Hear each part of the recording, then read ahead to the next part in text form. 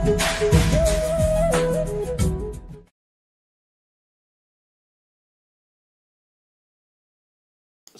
నమః.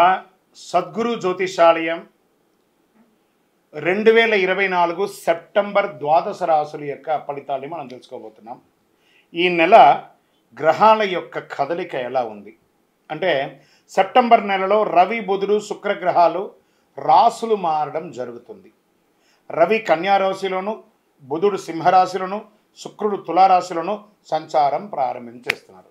దీని ద్వారా ద్వాదశ రాశులకి ఎలా ఉండబోతుందో ఒక్కొక్క రాశిగా మనం విశ్లేషించుకోవాలి. జ్యోతిషాస్త్రరీత్యా ద్వాదశ రాశుల్లో 11వ రాశి అయినటువంటి కుంభరాశి మిత్రులారా, మీరు ధనిష్ఠా నక్షత్రం 3, 4 పాదాలు, శతభిషా నక్షత్రం 1, 2, 3, 4 పాదములు, పూర్వాభాద్ర నక్షత్రం 1, 2, 3 పాదాలకు జన్మించిన మీరు కుంభరాశి వారిగా పరిగణించబడుతున్నారు. ఈ నెల మీకు శుభాశుభ ఫలితాలు ఎలా ఉన్నాయంటే, శని భగవానుడు 7.5 7.5 శని అద్భుతంగా బాగా ఉంది. శని సంచారం ఏళ్ళనాడు శని నడుస్తుంది. కుంభరాశి మిత్రులారా, 5వ ఇంట్లో అంగారకుడు, 2వ ఇంట్లో రాహు, శుక్రుడు 8వ ఇంటి నుండి 2వ ఇంటి ప్రభావితం చేస్తున్నాడు. బృహస్పతి నెల మొత్తం 4వ ఇంట్లో, శని సెప్టెంబర్ 16 వరకు తిరోగమన స్థితిలో. ప్రతి పని ఆలస్యమయ్యే అవకాశం ఉంది, జాగ్రత్త.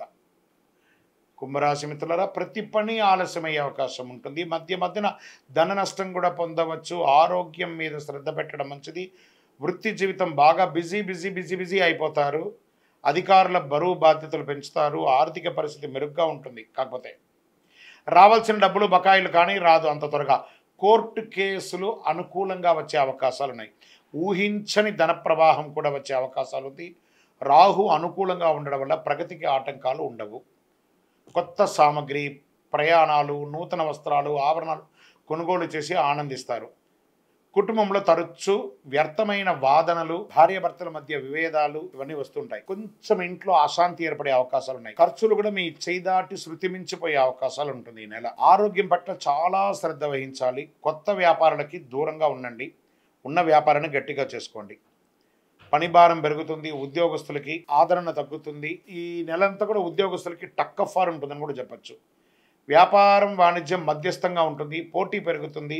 మీ తోటి వ్యాపారం నుంచి పరోక్షంగా మీకు పోటీ ఎదురు ఉంటుంది. మీరు వ్యాపార నిమిత్తం విదేశాలకు వెళ్ళడం లేదా వేరే ప్రదేశాలకు వెళ్ళడం జాగ్రత్త. అక్కడ వెళ్ళిన చోట చాలా జాగ్రత్తగా ఉండి మీ నోరు అదుపులో ఉంచుకోండి. కుంభరాశి మిత్రులారా, ఈ నెల మీరు నోరు అదుపులో ఉంచుకోవాలి. ఉద్యోగం చేసే మహిళలు ఆఫీస్లో చాలా ఎంత జాగ్రత్తగా ఉంటే అంత జాగ్రత్తగా ఉండండి.